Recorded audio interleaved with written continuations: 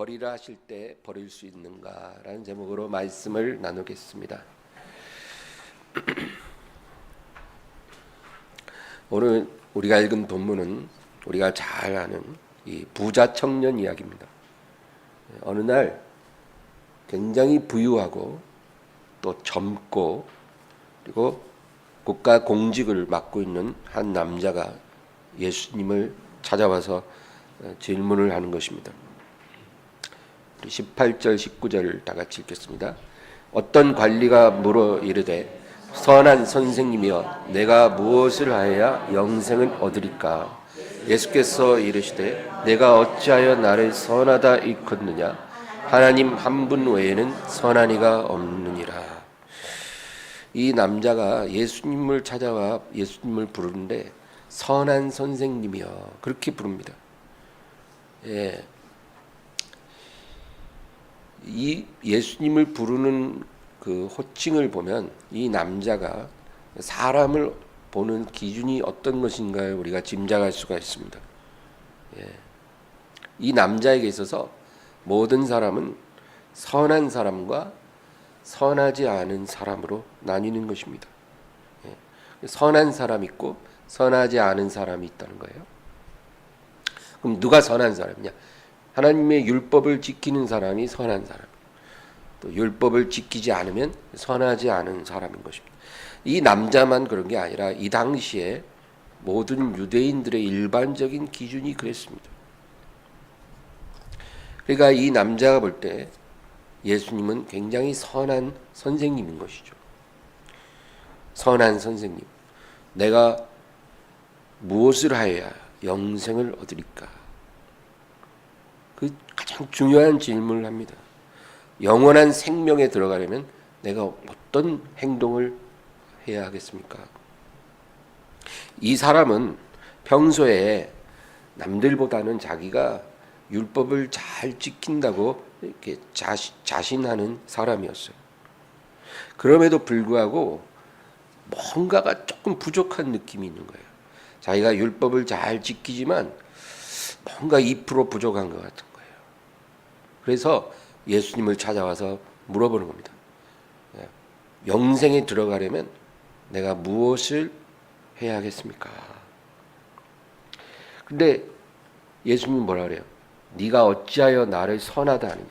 하나님 한 분 외에는 선한 이가 없느니라.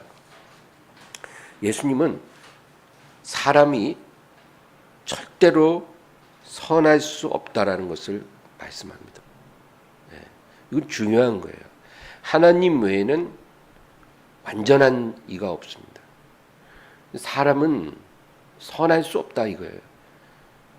모든 사람이 죄를 범하여 하나님의 의에 이르지 못하더라 그랬잖아요. 의인은 없나니 하나도 없으며. 이게 성경이 우리에게 말해주는 거예요. 우리가 볼 때는 선한 사람, 선하지 않은 사람 나누지만 하나님 보실 땐 다 죄인이고 악인이라는 겁니다. 그런데 예수님은 예외적으로 죄가 없으시죠. 하늘에서 내려오셨기 때문에 땅에서 난 이가 아니라 하늘에서 오셨기 때문에 예수님은 죄가 없으시지만 이 사람이 예수님을 제대로 알고 있지 못하고서 주님을 선하다고 하니까 지금 그 얘기를 하시는 겁니다. 그 다음에 20절 21절 내가 계명을 안 하니 간음하지 말라, 살인하지 말라, 도둑질하지 말라, 거짓 증언하지 말라, 내 부모를 공경하였느니라. 여짜오되 이것은 내가 어려서부터 다 지키었나이다. 주님은 이 남자가 어떤 의도를 가지고 주님을 찾아와서 이 질문을 하는지 이미 알고 계십니다. 그래서 이 남자를 이제 가르쳐 주시려고 이런 대답을 하신 거예요. 계명을 지키라. 계명을 완전하게 지키면 영생을 얻는 것이 당연하다. 네가 계명을 안 하니 간음하지 말고 살인하지 말고 도둑질하지 말고 거짓말하지 말고 네 부모를 공경하라 했으니 그대로 잘 지키라는 거예요. 그러니까 이 남자가 뭐라고 대답해요? 이것은 내가 어려서부터 잘 지켜왔다는 겁니다. 여기서 이 사람의 영적인 문제가 드러납니다. 이 사람은 자기가 계명을 잘 지키면 그 의로운 행위로 구원을 자기가 얻을 수 있다라고 믿고 있는 것입니다. 사람이 아무리 계명을 지킨들 그것으로 하나님 앞에 의롭다함을 받지 못합니다. 왜냐하면 우리가 행하는 의는 불완전하기 때문입니다. 그렇죠? 우리 눈에 안 보인다고 세균이 없는 게 아니잖아요. 눈에 안 보일 뿐이죠. 세균이 우리 안에 얼마나 많습니까? 죄가 그래요.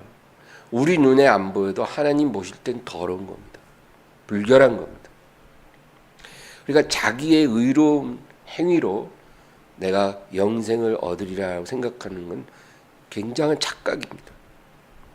이 사람은 내가 이것을 다 지켜왔습니다라고 말하지 말고 주여 제가 어찌 모든 계명을 온전히 지켜 구원을 얻겠습니까? 제가 열심으로 계명을 순종하려고 하지만 저는 늘 부족한 죄인일 뿐입니다. 이렇게 대답을 했어야 맞는 거죠. 그런데 이 사람은 아이고 주님 제가요 말씀하신 거 어릴 때부터 철저하게 지켜왔습니다. 뭐가 또 부족하겠습니까? 자기 자신이 딱히 잘못한 게 없는 인생인데 뭐 이 정도면 영생을 얻는데 충분하겠습니까? 그렇게 예수님께 묻고 있는 겁니다. 혹시라도 뭐 부족한 게 있으면 말씀해 주십시오. 사람은 자기 자신에 대해서 대체적으로 관대하게 평가를 합니다. 이게 인간의 본성이에요. 다 그렇습니다. 저나 여러분이나 모든 사람이 다 똑같아요. 사람은 자기 자신에 대해서는 관대합니다.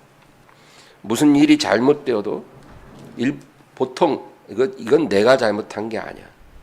내가 할 수 있는 건 없었어. 이것은 그 상황이 문제였고 또 거기 관련된 어떤 사람들이 실수했기 때문에 이런 상황이 생긴 거지 내 잘못은 아니야. 그런 식으로 늘 생각을 합니다. 나는 별 문제가 없어.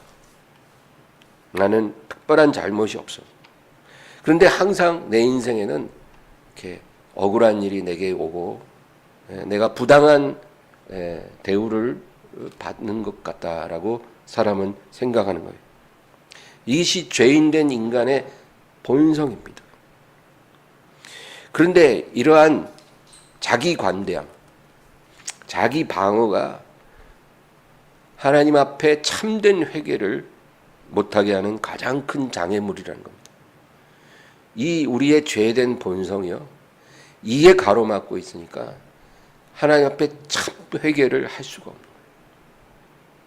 내 잘못이 아니라는 그런 자기 방어 기제가 딱 있으니까 회개가 되겠어요? 그냥 교회 나오면 뭘 회개해야 된다 맨날 그러니까 회개는 하는데 그게 그냥 형식적인 회개예요. 다 죄인이라니까 회개해야지. 뭐 그렇게 형식적인 회개지 진짜 절절히 내 잘못을 깨닫고 애통하며 회개하지 않는다는 겁니다. 자기의 죄가 무엇인지 알지 못하고 그 또 알고 싶어 하지도 않아요. 방어하려고 하죠. 그러므로 이런 형식적인 회개를 하니 그 사람에게 아무런 변화가 일어나지 않습니다.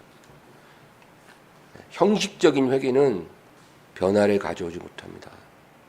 하나님께서 그거 모르시겠어요? 참 회개가 일어나야 그 사람의 믿음이 성장합니다. 그 사람의 인격이 깨집니다. 참 회개를 통해서만이 인격 변화가 일어나고 그리고 하나님이 내 삶에 개입해서 정말 그 능력의 손길로 나를 인도하시는 것을 우리가 느끼면서 살아갈 수가 있는 거예요. 참 회개가 일어나지 않으면 이런 일들을 경험하지 못한다는 거예요. 그러니까 내 삶에 내가 하나님을 믿는데 하나님이 정말 나를 얼마나 사랑하는지, 나를 얼마나 돌보시는지, 나를 어떻게 보호하시고 인도해 주시는지 느낌이 없는 거예요. 느낌이. 그런 사람이 어떻게 믿음이 살아있냐고요. 그러니까 살았다 하는 이름 가졌으나 실상은 죽은 자로다. 예수님이 책망한 그 교회처럼 우리의 신앙이 그렇게 되는 것입니다.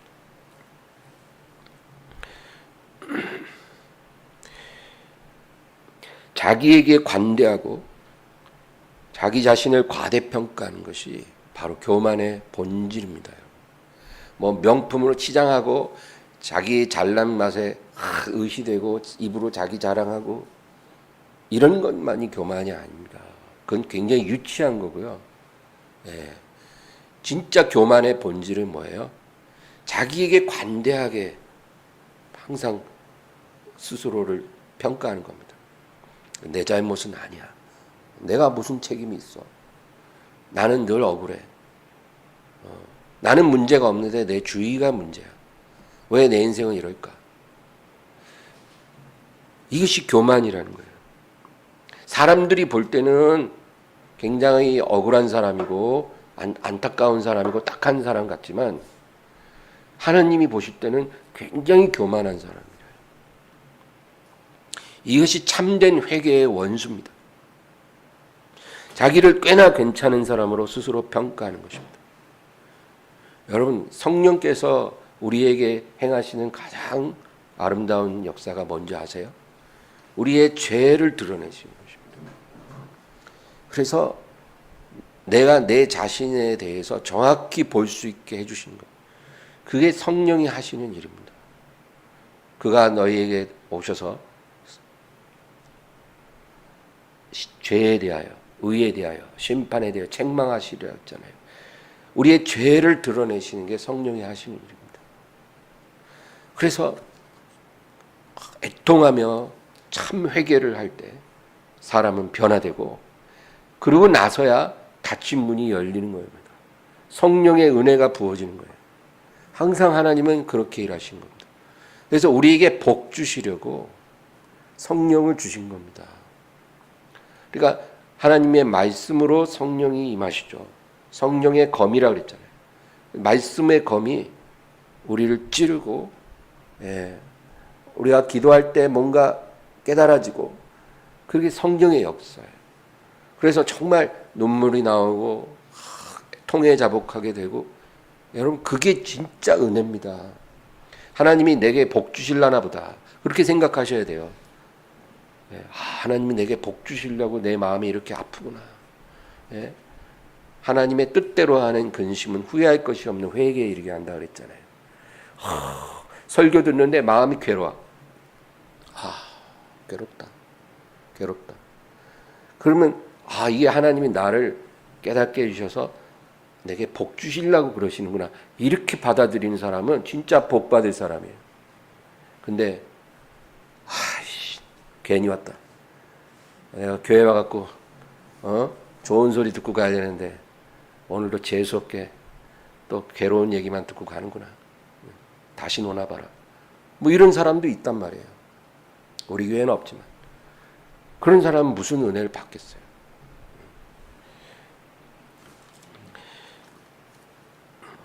22절, 23절 읽겠습니다. 예수께서 이 말을 들으시고 이르시되 내게 아직도 한 가지 부족한 것이 있으니 내게 있는 것을 다 팔아 가난한 자들에게 나눠주라. 그리하면 하늘에서 내게 보화가 있으리라. 그리고 와서 나를 따르라 하시니 그 사람이 큰 부자이므로 이 말씀을 듣고 심히 근심하더라.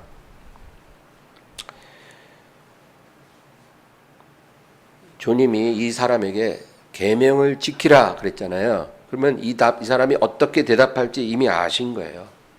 근데 제가 이 모든 계명을 다 잘 지켜왔습니다. 어릴 때부터. 이렇게 대답을 하니까 예수님 뭐라 그래요? 그래? 네가 계명 그렇게 잘 지켜왔어? 그러면 너한테 조금 부족한 거 한 가지가 있는데 내가 그거 알려줄게.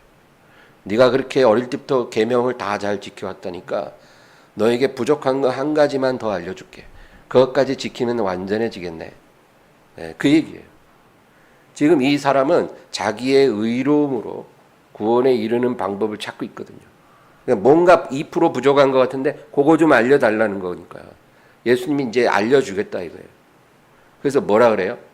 너의 재산을 다 팔아 가난한 자들에게 나눠주고 그리고 너는 나를 따르라 그러신 거예요. 왜 그래요? 성경에 하나님께서 뭐래요? 내 이웃을 내 몸같이 사랑하라 그렇잖아요. 내 이웃을 그렇게 사랑하라는 거예요. 근데 그런 계명에 아직 못 미쳤으니까 이왕 말 나온 김에 잘 됐다.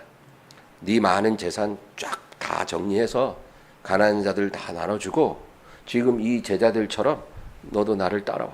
내가 너 제자 삼아줄게. 그런 거예요. 왜냐하면 예수님의 12 제자들을 다 모든 것 버리고 따라왔잖아요. 그러니까 너도 이 사람들처럼 다 버리고 따라오면 이제 내 제자가 될 수 있을 거야. 그랬더니 이 사람이 큰 부자이므로 이 말씀을 듣고 심히 근심하더라. 예, 다른 복음서에 보면 그냥 돌아갔다. 결국 예수님께 대답하지 못하고 순종하지 못하고 돌아갔다는 거예요. 주님은 그 사람이 돌아간 후에 제자들에게 말씀합니다. 이 세상에서 많은 것을 갖는 것이 얼마나 그 사람에게 좋지 않은 것을 너희가 알아야 한다. 이 세상에서 많은 것을 가지는 것이 너희에게 좋은 것이 아니라는 거예요. 이 예수님이 말씀이에요. 24절 25절 예수께서 그를 보시고 이르시되 재물이 있는 자는 하나님의 나라에 들어가기가 얼마나 어려운지 낙타가 바늘기로 들어가는 거지 부자가 하나님의 나라에 들어가는 것보다 쉬우니라 하시니. 우리뿐 아니라 이 세상 모든 사람 다 똑같아요. 이 세상에 살면서 재물이나 어떤 명예나 성공하는 것, 세상에서 높아지는 것, 이런 것들은 많이 가질수록 좋을 것이라고 생각합니다. 더 못 가져서 한이죠. 정말 이런 것들은 많을수록 더 좋은 거라고 당연히 생각을 합니다. 그런데 주님은 뭐라고 말씀하세요? 부자가 하늘나라에 들어가는 것은 거의 불가능하다가 아니라 아예 불가능하다고 말씀하신 거예요. 아예. 부자는 아예 하늘나라에 들어갈 가능성이 제로라는 거예요. 여러분, 낙타가 바늘기로 들어가는 게 가능합니까? 낙타가 바늘기를 통과할 수 있는 확률이 몇 프로라고 생각하세요? 0.1%라도 될까요? 제로입니다, 그냥. 그건 불가능한 거잖아요. 근데 예수님이 뭐라 그래요? 낙타가 바늘기로 들어가는 것이 부자가 하나님 나라에 들어가는 것보다 쉬우니라. 이거는 아예 부자는 구원받을 생각하지 말라. 이 말씀이잖아요. 신약, 구약 할 것 없이 이 부분에 대해서 우리에게 경고를 하십니다. 전도서 5장 12절 13절 노동자는 먹는 것이 많든지 적든지 잠을 달게 자거니와 부자는 그 부유함 때문에 자지 못하느니라. 내가 해 아래에서 큰 패단되는 것을 보았나니 곧 소유주가 재물을 자기에게 해가 되도록 소유하는 것이다. 이게 지혜의 왕인 솔로몬이 한 말이거든요. 성령의 감동으로 한 말이에요. 노동자, 일당 받아 먹고 사는 노동자는 먹는 것이 많든지 적든지 잠을 달게 잡니다. 하루하루가 그냥 편안하다 이거예요.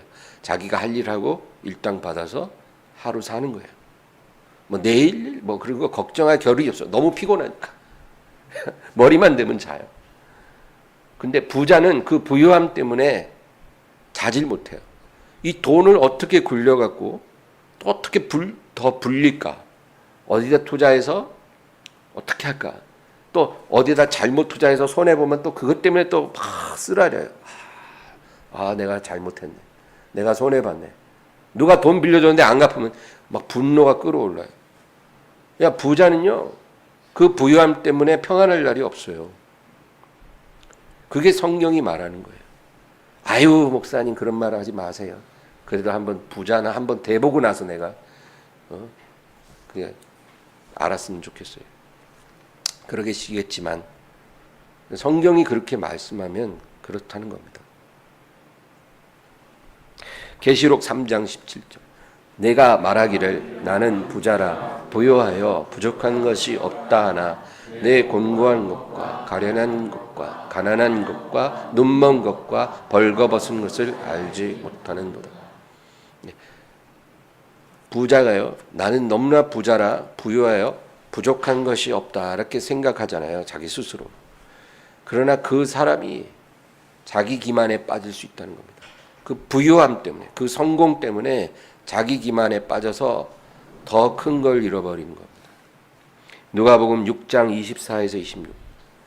그러나 화 있을진저 너희 부유한 자여 너희는 너희의 위로를 이미 받았도다. 화 있을진저 너희 지금 배부른 자여 너희는 줄이리로다. 화 있을진저 너희 지금 웃는 자여 너희가 애통하며 울리로다. 모든 사람이 너희를 칭찬하면 화가 있도다. 그들의 조상들이 거짓 선지자들에게 이와 같이 하였느니라. 예수님 뭐라 그럽니까? 지금 배부르고 지금 부유한 자들은 저주받았다. 왜? 너희의 위로를 이미 받았기 때문이다. 너희가 이 세상에서 받을 위로 다 받았기 때문에 이제 앞으로 너희에게 남은 것은 이제 줄이고 애통하며 울 일만 남았다는 거예요. 이게 예수님 말씀이에요. 또 지금 모든 사람에게 칭찬받고 존경받고 높임받는 사람은 화 있을진저 너희 조상들이 거짓 선지자들에게 이와 같이 했다는 겁니다. 그러니까 사람들에게 다 인정받고 존경받고 칭찬받는 거 좋아하지 말라는 거예요. 유명해지는 거 좋아하지 말라는 거예요. 왜? 거짓 선지자들이 그 길을 걸어왔기 때문에. 그러니까 주님의 가르침은 이 세상에서 모든 것을 다 받으려고 하면 안 된다는 겁니다. 이 세상에서 다 받는 사람은 그게 축복이 아니라 저주라는 거예요. 심지어 오늘 본문에서 예수님은 부자가 구원받는 것은 불가능한 일이다. 이렇게까지 말씀하신 거예요. 우리가 예수님을 믿을 때 그분을 부르는 두 가지 중요한 호칭이 있습니다. 구원자라는 호칭이 있어요. 세이비어입니다. 세이비어. 예수님은 나의 구원자십니다. 그리고 두 번째는 주님이라는 호칭이에요. 로드. 구원자라고도 하고 주님이라고도 우리가 예수님을 부르잖아요. 이 두 가지 호칭이 중요한데 이 구원자라는 호칭은 문제가 없어요. 왜냐하면 예수님이 우리를 죄에서 구원해 주신 것을 우리가 인정하는 거거든요. 고린도후서 5장 21절. 하나님이 죄를 알지도 못하는 일을 우리를 대신하여 죄로 삼으신 것은 우리로 하여금 그 안에서 하나님의 의가 되게 하려 하심이라. 하나님께서 우리 죄를 예수님에게 다 전가시키셨어요. 그래서 예수님이 죄 되신 것입니다. 죄가 돼버렸어요. 우리의 죄를 예수님에게 다 옮겨버려갖고 예수님이 죄가 되시고 십자가에서 죽으셨습니다. 그렇기 때문에 그를 믿는 자는 이제 죄에서 분리되는 거예요. 예수님을 믿는 사람은 자기가 갖고 있던 죄에서 분리돼서 예수님의 의를 덧입게 된 것입니다. 이게 놀라운 신비죠. 여러분 이게 이해가 되고 믿어지면 그 사람 구원받은 사람. 우리가 구원받으려면 그냥 입술로 주여 주여 하고 교회 다닌다고 구원받는 게 아니라 이 복음의 내용을 이해하고 그게 믿어져야 돼요. 내가 예수님을 믿음으로 인해서 내 죄가 예수님께 전가되고 예수님의 의가 나에게 전가됐다는 그게 깨달아져야 되는 것입니다. 그래서 우리가 예수님을 나를 구원하신 구원자이십니다 고백하는 건 아무 문제가 없어요. 근데 문제는 주님이라는 호칭이에요. 우리가 주여 주여 하잖아요. 근데 우리가 예수님을 주님이라고 부를 때는 그건 뭐예요? 내가 당신의 종이라는 거예요. 그렇잖아요. 예수님이 주면 나는 종이죠. 주종 관계라는 거예요. 그러니까 내가 종이 아니라면 예수님을 주라고 부르면 안 돼요. 예수님을 주님 할 때는 나는 당신의 종입니다. 그러면 종이 뭘 해야 돼요? 자기 마음대로 하는 건 종이 아니죠. 주인의 뜻을 받들어야 돼요. 그게 당연한 종의 사명입니다. 순종해야 하는데 순종하지 않으면 그건 종이 아닙니다. 그건 파면당하는 종이에요.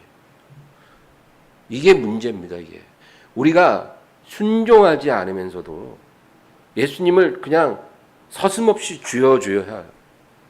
그러면 예수님이 우리를 볼 때 어떠시겠어요? 예? 예수님 마음이 어떠시겠어요? 굉장히 씁쓸하시고 슬프실 거예요.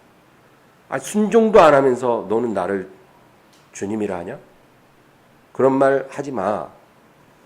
너가 나를 그렇게 부르는 건 내가 받아들일 수가 없어. 누가복음 6장 46절. 너희는 나를 불러 주여 주여 하면서도 어찌하여 내가 말하는 것을 행하지 않느냐. 우리는 주여 주여 부르면서도 주님이 말씀하시는 대로 행하지 않아요. 얼마나 문제입니까?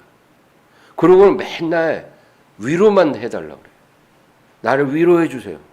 나를 돌봐주세요. 나를 감찰해 주세요. 아니, 순종도 안 하면서 종이 주인한테 맨날 주인님 저 좀 위로해 주세요. 저 살기 힘들거든요. 위로 좀 받고 싶어요. 어디 밭에 가서 일하라도 안 나가고 이 핑계 저 핑계 대고 딴 데 가고 이러는 종인데 여기 와서 주인한테 저 위로 좀 받고 싶어요. 품삯 좀 올려주시오. 그러면 그 주인이 기가 막히지 않겠어요? 그런 사람은 완전히 진상이잖아요. 요즘 말로 우리말로. 우리가 주님 앞에 진상이에요. 내가 종이 주인을 대하는 법에 대해서 성경 누가복음 17장 7절에서 10절 나옵니다. 너희 중 누구에게 밭을 갈거나 양을 치거나 하는 종이 있어 밭에서 돌아오면 그더러 곧 와 앉아서 먹으라 말할 자가 있느냐. 도리어 그더러 내 먹을 것을 준비하고 띠를 띠고 내가 먹고 마시는 동안에 수종 들고 너는 그 후에 먹고 마시라 하지 않겠느냐. 명한 대로 하였다고 종에게 감사하겠느냐. 이와 같이 너희도 명령받은 것을 다 행한 후에 이르기를 우리는 무익한 종이라 우리가 해야 할 일을 한 것뿐이라 할지니라. 아멘. 우리가 예수님을 주님이라고 믿는다면 우리는 이런 자세를 가져야 된다는 겁니다. 종이 주인이 시킨 대로 다 충성스럽게 해도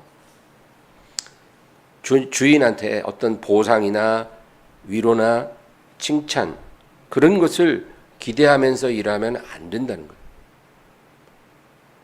그냥 저는 무익한 종입니다. 제가 뭐 칭찬받을 일이 있습니까? 제가 뭐 수고했습니까? 제가 뭐 한 게 있겠습니까? 저는 그냥 해야 할 일을 한 것밖에 없습니다. 우리가 이렇게 고백을 해야 그게 종의 바른 자세라는 거예요.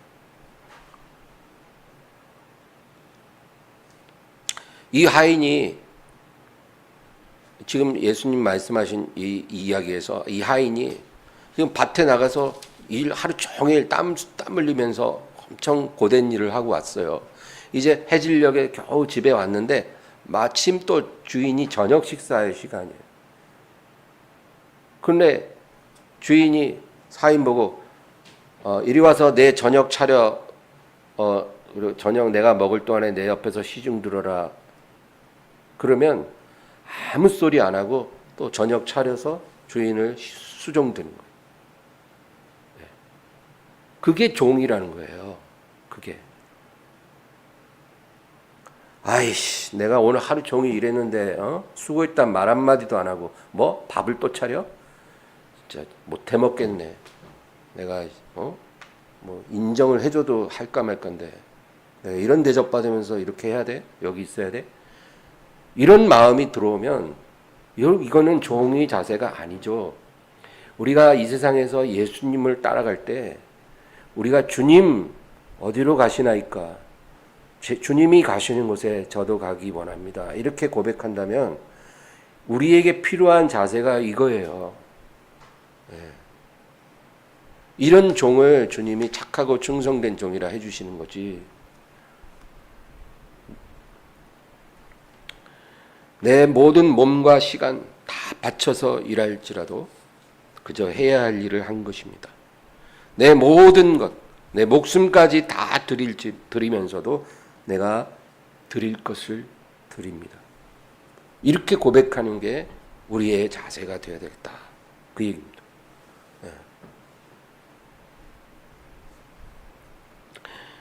만약에 우리에게 진짜 어떤 위로가 필요할 때 있잖아요. 정말 우리가 마음이 너무 힘들어. 그래서 우리에게는 어떤 위로가 필요하다 할 때는 그 우리를 감찰하시는 주님이 제일 먼저 잘 아세요. 그래서 우리가 주여 나는 위로가 필요해요. 위로 좀 해주세요. 이렇게 구하지 않아도 주님이 우리를 위로하십니다. 여러분 그거 경험 안 하셨어요? 진짜 내가 위로 필요할 때 어떤 방법으로든지 하나님이 위로를 주십니다. 그렇게 우리를 다 아시고 우리가 구하지 않아도 바라고 구하고 원하는 것보다 더해 주시는 분이 주님이십니다.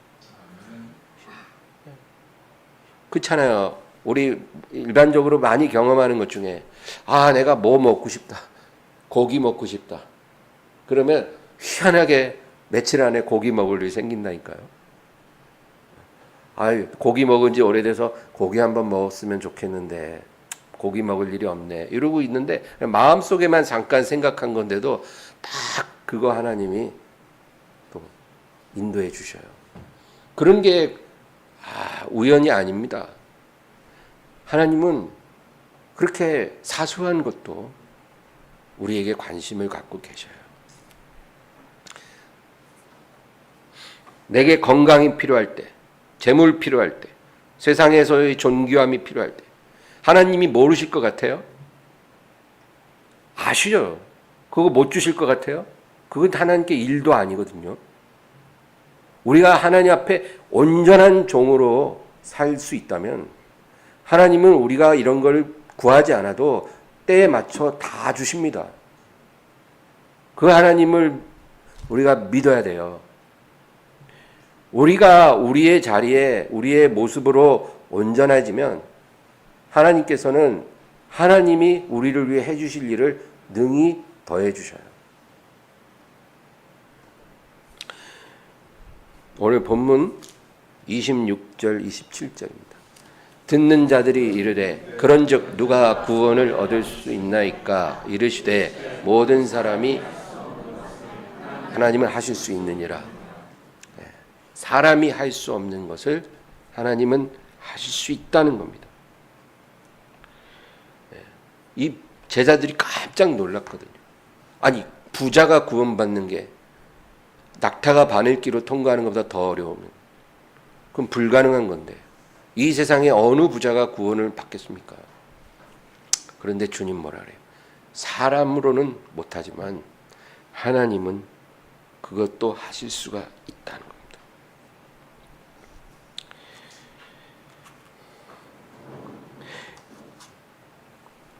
부자가 구원을 못 받는 이유는 가진 게 너무 많아서 순종이 안 되는 거예요. 이게 큰 차이입니다. 그래서 우리가 이 세상에서 많이 갖는 게 위험한 거예요. 여러분, 잃을 게 많고 버릴 게 많으면 순종이 안 됩니다. 모든 것을 버리고 따라오라고 하실 때 가진 게 겉옷 한 벌밖에 없는 사람은 순종하기가 쉬워요. 근데 가진 게 많은 사람은요, 그 명령에 순종하기가 어려워요. 뒤를 돌아볼 수밖에 없다는 거예요. 계산이 많아져요. 그래서 우리가 달라 다오 주시옵소서 맨날 그렇게 기도해도 하나님이 잘 안 주는 이유가 주시옵소서 한 거 다 주면 우리 다 거부됐어요. 지금 거부. 그럼 구원 받을 수 있을 것 같으세요? 아유, 받지 못 받아요. 교회만 다니면 받지. 그렇지 않습니다. 하나님의 말씀에 순종이 안 돼요. 많이 가지면. 하나님이 우리를 구원하길 원하기 때문에 우리를 위험에 빠뜨리지 않기 위해서 우리가 달란 대로 안 주시는 거예요. 그게 깨달아져야 됩니다. 그게.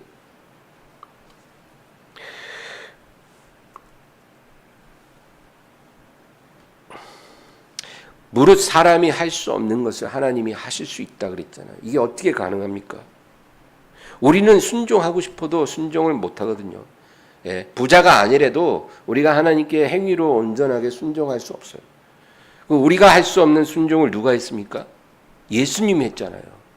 이게 복음이에요. 우리가 순종하지 못해서 의로움에 이르지 못했는데 하나님의 아들 예수가 오셔서 아버지께 온전히 순종하시고 그를 믿는 자, 그 이름을 부르는 자를 의롭다 해주신 거예요. 우리가 예수님을 믿는 순간 예수님의 순종이 내 순종이 돼버린 거예요. 이 얼마나 놀라운 신비입니까? 우리가 예수님 딱 믿는 순간 예수님의 의로움이 내 의로움 되고 예수님의 온전한 순종이 내 온전한 순종으로 전가되는 거예요.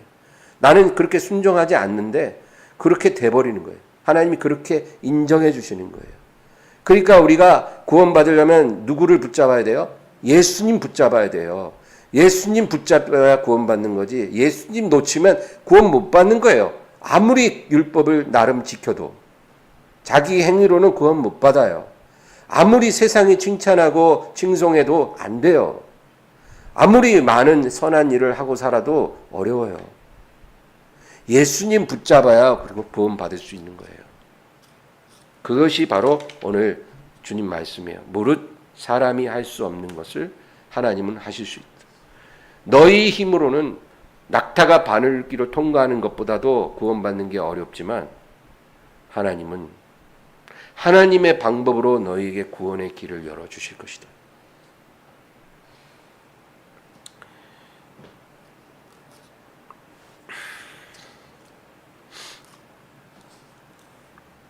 이 청년은 자기의 의로운 행위를 통해 구원을 찾으려 했는데 결국 예수님이 말씀을 듣고 네 모든 걸 팔아 나눠주고 나를 따르라니까 결국 순종하지 못하고 돌아갔습니다. 차라리 이 청년이 그 자리에서 주여 나를 불쌍히 여기소서 나는 죄인입니다. 제가 순종하고 싶지만 순종을 지금 바로 하지 못해서 너무나 괴롭습니다. 나를 도우소서. 내가 주님께 순종해야 되는 거 알지만 지금 바로 그렇게 순종하지 못하는 것을 내가 너무나 괴로워합니다. 나를 도우소서. 이렇게 구했으면 긍휼을 얻었을 거예요.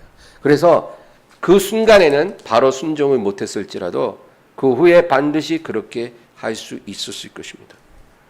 여러분. 그래서 우리가 주님 앞에 나아갈 때 긍휼히 여겨달라고 해야 되는 거예요. 지금 바로 순종을 못해도 이 마음이 있으면 다음에 순종할 수 있도록 도와주시고 그런 사람이 대표적으로 누가 있어요? 니고데모가 그랬어요. 니고데모는 산헤드린 회원이잖아요. 지금 우리나라에서 국회의원입니다. 국회의원은 현직 국회의원입니다. 더군다나 산헤드린 회원은 종신제예요. 그러니까 딱 이스라엘에서 70명만 거기에 들어갈 수가 있는데 산헤드린 공회에서 모든 것을 결정합니다. 입법기관, 사법기관, 행정기관이기도 해요. 굉장한 이 자리입니다. 그런데 이 산헤드린 회원인 니고데모가 밤에 예수님을 찾아옵니다. 왜? 누가 보면 안 되거든요. 그리고는 예수님을 자기가 믿고 있다고 고백을 합니다. 그리고 예수님의 가르침을 받았어요. 근데 마음에는 믿음이 있지만 그걸 공개적으로 시인하기는 어려운 거예요. 그 순간에는 쉽지가 않은 거예요. 왜? 예수님을 믿는다 그러면 사내들인 회원에서 바로 해임되고, 그리고 자기가 이제까지 쌓아온 모든 명예, 사회적인 지위, 인맥, 심지어는 재물, 재산까지도 다 잃어버릴 수 있거든요. 그러니까 쉽게 예수님을 공개적으로 고백하지 못한 거예요.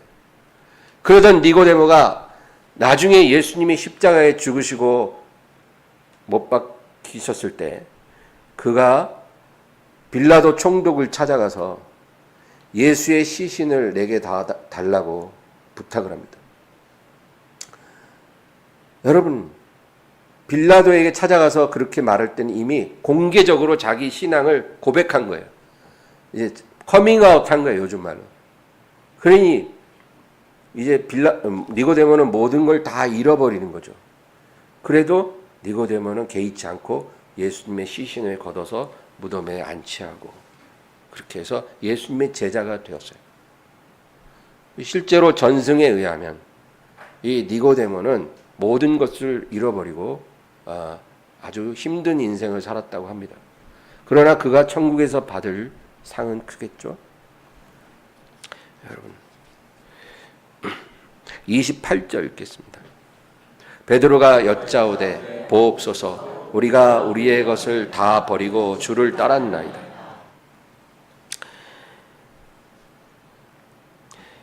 이 베드로는요, 부자 청년이 결국 순종하지 못하고 돌아간 것을 보고 주여, 우리는 우리의 것을 다 버리고 주를 따랐습니다.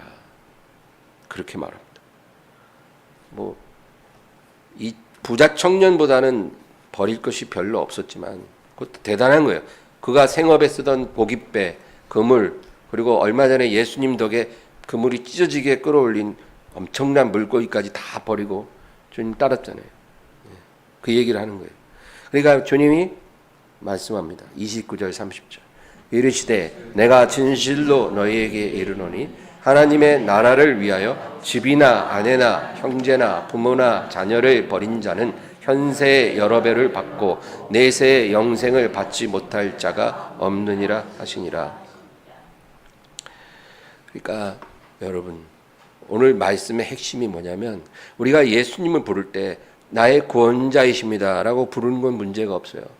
근데 예수님은 나의 주이십니다, 이렇게 고백을 하려면 반드시 우리에게 있어야 되는 게 버릴 수 있어야 돼요.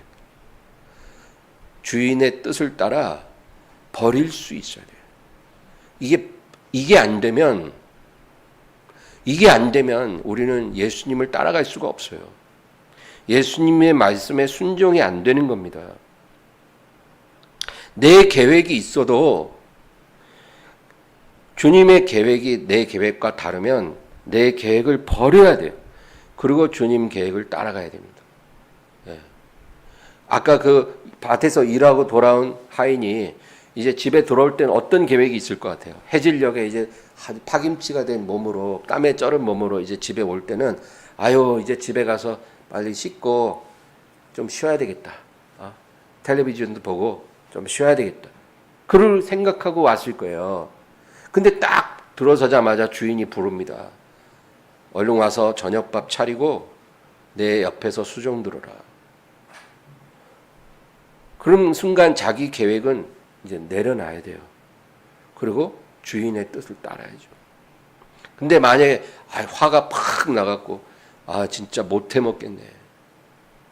이러면 어떻게 해요? 파면.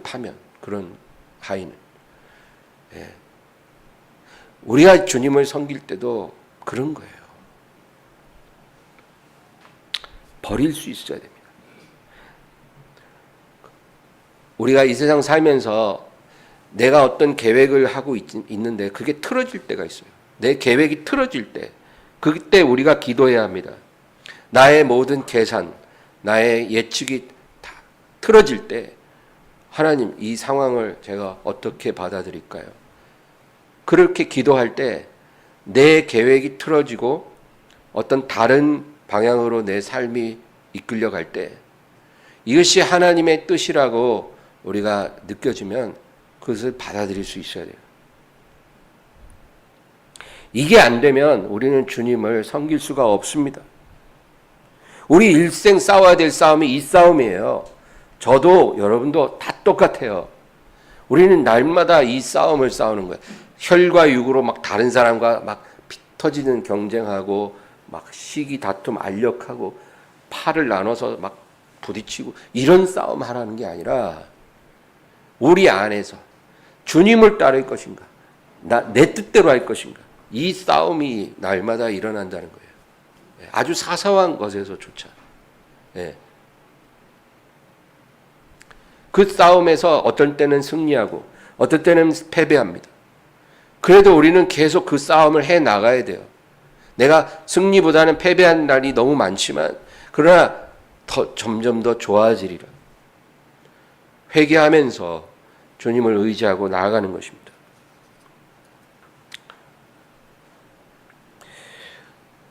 오늘 여기서 말씀이 집이나 아내나 형제나 부모나 자녀를 버린 자는 뭐를 위해? 하나님 나라를 위해 현세의 여러 배를 받고 내세의 영생을 받지 못할 자가 없느니라.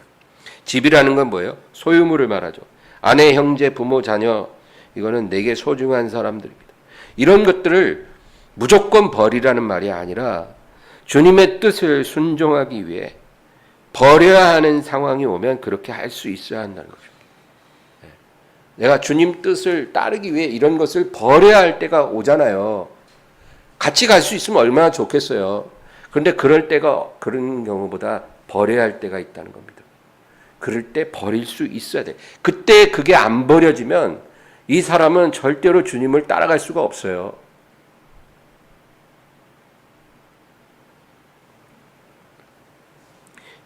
순종의 본질은 버리는 것입니다. 우리가 순종하면 주님 뭐라고 약속해요? 현세의 여러 배를 받으리라. 그러니까 우리가 주님께 드린 그와 같은 종류로 여러 배를 돌려받는다는 거예요. 얼마나 놀라운 약속입니까?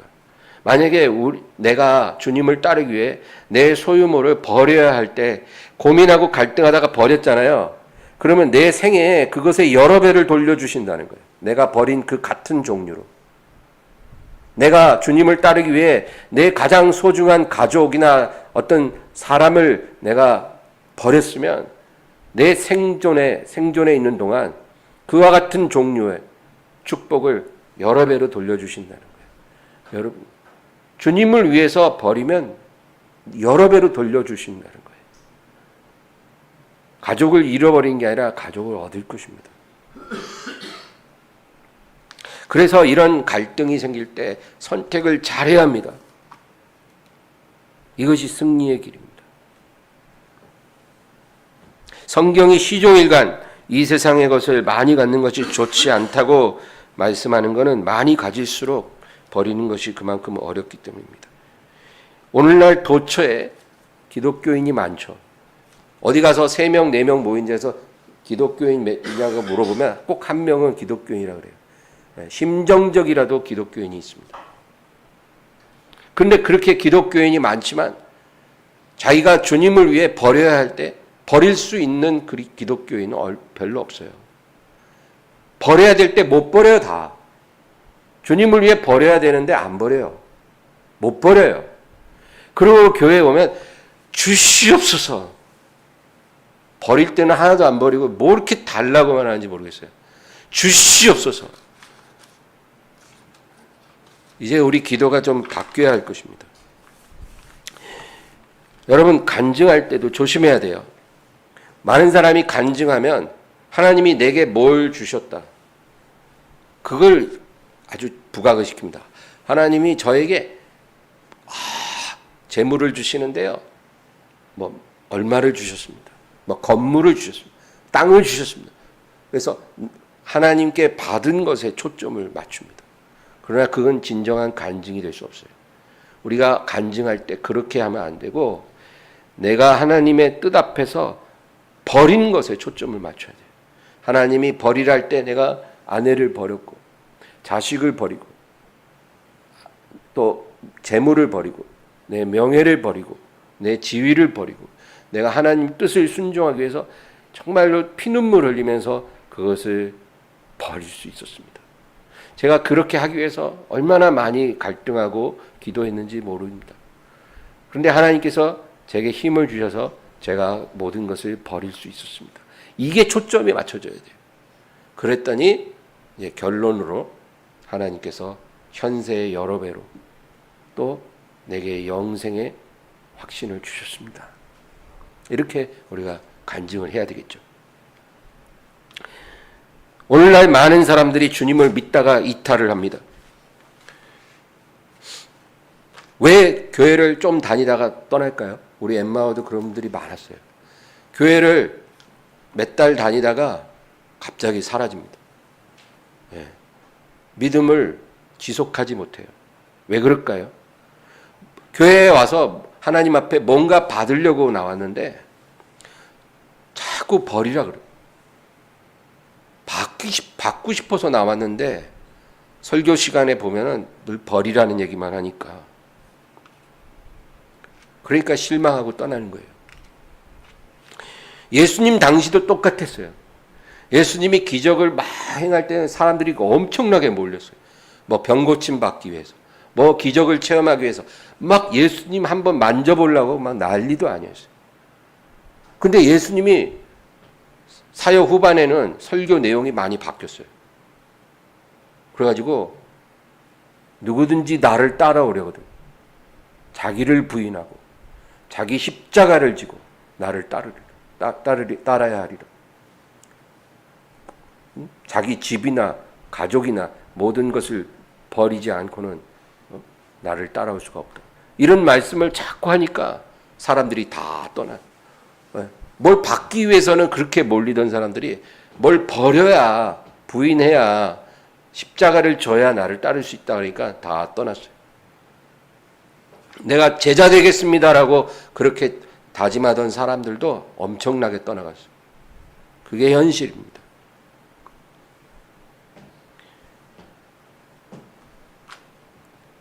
하나님이 우리에게 버리라는 것을 버려야 우리가 받아야 할 것도 주십니다. 오늘 본문 말씀은 그렇게 순종할 수 있는 사람에게 어떤 은혜를 주시는지 우리에게 말씀합니다. 여러분 말씀을 마치면서 아브라함 얘기만 하고 마치겠습니다. 아브라함이 하나님의 약속을 받았죠. 엄청난 축복의 약속을 받았습니다. 그런데 이 약속을 그냥 받은 게 아니죠. 성경을 읽어보면 하나님이 아브라함에게 나타나셔서 3번 약속을 해주죠. 3번. 내가 너에게 영원한 약속을 하리라. 근데 3번 약속하실 때마다 꼭 그 나타나시기 직전에 어떤 사건이 있었어요. 그 사건이 뭐예요? 첫 번째는 내 본토 친척 아비집을 떠나라.